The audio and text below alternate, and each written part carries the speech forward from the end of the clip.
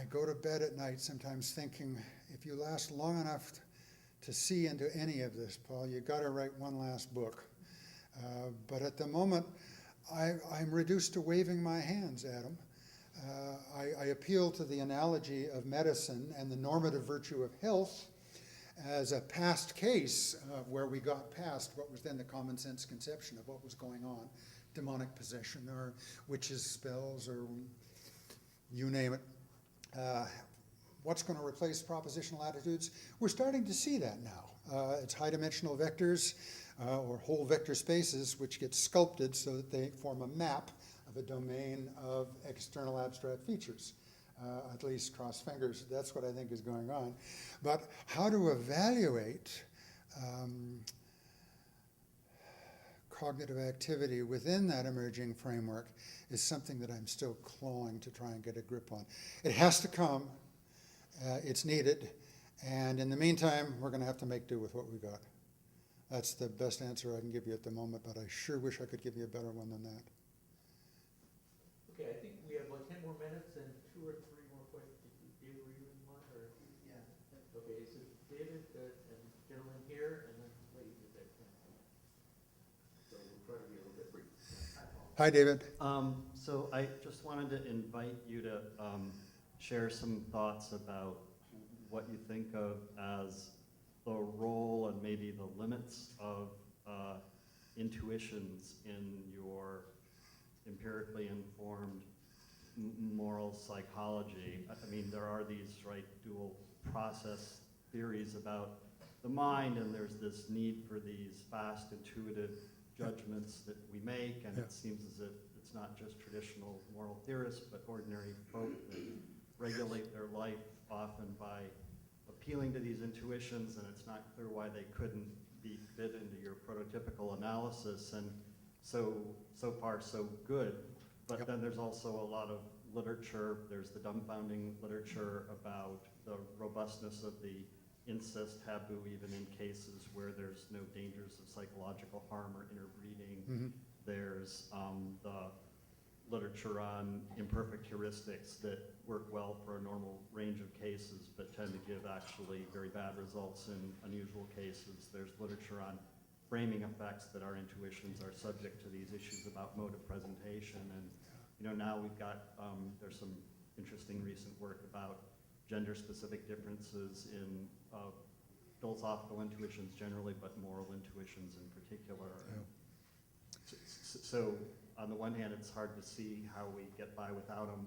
On the other hand, there's lots of evidence for distrust, it seems. So what's your take on it? Thank you. The contact there is entirely real, I think, David. The idea, fairly familiar idea, that what we engage in when we're engaged in moral evaluation or moral argument is to lean on one's intuitions, seems to me to be one way of expressing the truth that how we apprehend any situation, not just moral situations, but let's talk about moral situations. How you apprehend it is by judging how similar it is in the relevant respects to some prototypical case, a prototypical case of lying or cheating, or a prototypical case of supporting or nurturing. And we have a large number of mutually organized moral prototypes, and they get activated more or less willy-nilly or spontaneously when you encounter the circumstance. And just like perception generally, they'll be subject to framing effects. You can see a face as being the face of your brother, if even though it doesn't look exactly like your brother, if you have a strong expectation that the face is going to be your brother. Framing effects happen, or priming effects as they're often called, occur throughout perception in general. And I think the mechanisms in moral perception are ultimately the same at the higher levels as perception generally, visual and auditory and so forth. You see what you expect to see or what you were conceptually equipped to see. But the fit isn't always perfect, and maybe you got the wrong prototype. Maybe the intuition that got activated on this particular occasion is an intuition that might be appropriate for some situation that's similar in some dimensions, but not to this one. And so we then find ourselves engaged in moral argument and moral evaluation. And the view that I'm defending here suggests a different model for what's going on in moral argument. Tradition says you got your moral rules and you deduce conclusions from the general rules to apply to a specific situation. Oh, nuts, I want to say. Even in common conversation over the dinner table, that isn't how things go. Or rarely, maybe if you're in a Catholic convent, it might go that way.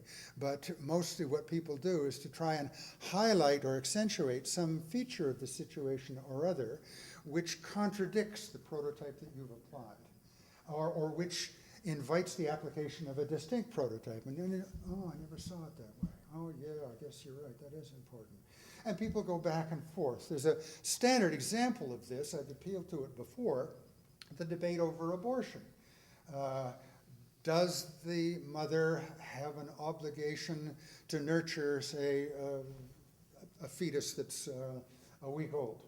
And one view says, for heaven's sakes, it's just a mindless clutch of cells. There's no person there, there's no individual, there's no cognitive activity, whatever. She's do whatever she pleases. And to which the response will typically be, no, it's a miniature person and a defenseless one. She is therefore obliged to defend it. And here we go back and forth, trying to invite the woman in question, perhaps, to see the situation in one way as opposed to another way. Now, here language is important to evoking or making salient various features of the situation. But what's really doing the work is this background map of all possible moral situations. And the problem is where to locate this particular very real situation in that background map. And then you'll behave appropriately after that. And it won't be, again, because there's a rule there. If you perceive something in a space, that invites that kind of a response. Children learn that sort of a thing. So I think that the idea of moral intuitions is entirely real.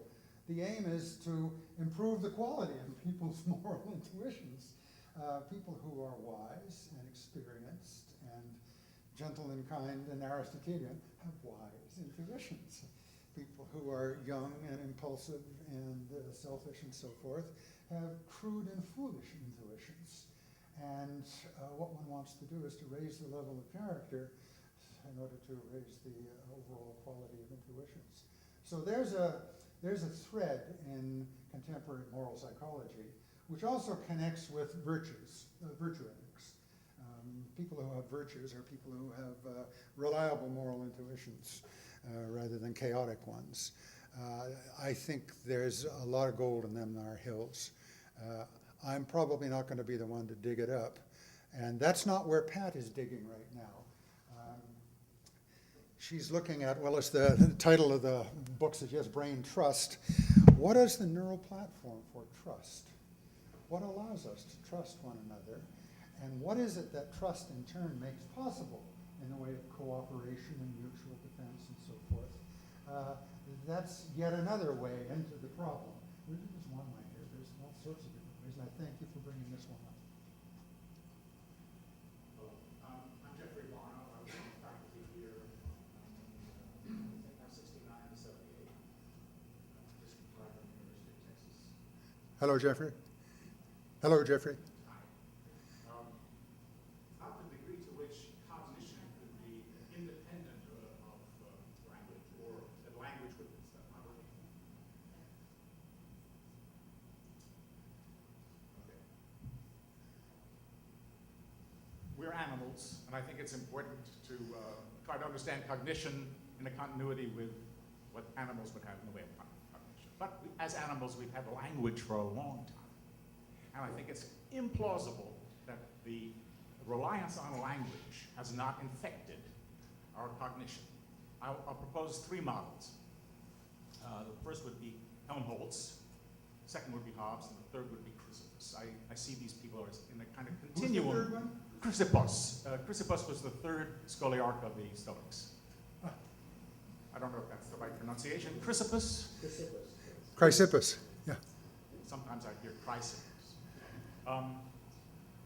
Helmholtz is physiological optics, for example, explains perception and then, like extension cognition, as a sign system, right? As a semiotic theory, these are natural signs, that, and certainly easily mapped onto neural pathways and so forth. Both the Stoics and the early Greek Stoics and Hobbes saw animal perception as a science system, as a system of natural signs, prudence for Hobbes, which was fundamentally transformed by, as the Stoic text has it, the supervening of logos, which I don't think means reason, I think it means their language. I've written a book called Propositional Perception, which argues that, in fact, for the logical fantasia, or the fantasia for the kind of perception that's characteristic of human beings, we necessarily break the world down perceptually into centers of perception, which could be called subjects, and things about them, which are predicates. But this is not depending on language so much as making language possible. So I think that it's very good to stress both sides, the animal characteristics of our cognition, which I would say would be a natural science system, and how this is changed by the use of artificial signs, which allow us then to have objective forms of it, propositions that are in language, propositions that are written down. So I think that you're going to one side and you're making a very strong statement for that side of it, and it's very important.